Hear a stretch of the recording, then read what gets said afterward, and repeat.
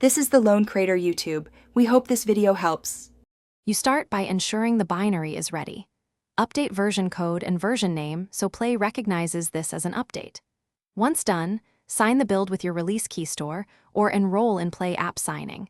This preserves future updates. Then build a signed APK or, preferably, an AAB using your IDE or CI. Make sure to test the produced artifact on a device to catch obvious runtime issues before you upload. This prevents rejected releases and speeds the rollout.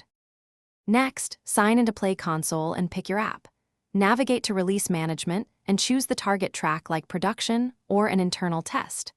Upload the signed AAB or APK and add a clear release name plus concise release notes describing user-facing changes.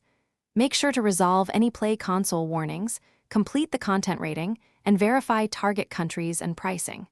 Once uploaded, run the integrity and compatibility checks Play provides. These validations Finally, review the release summary and use an internal or closed test track to verify the new build with real users. That reduces risk. When confident, start a staged rollout, say 10%, so you can monitor crash rate, error, and user feedback before full release.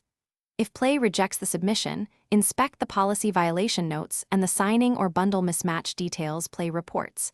Fix the pointed issue, increment version code, rebuild, and reupload. This loop resolves most common failures quickly.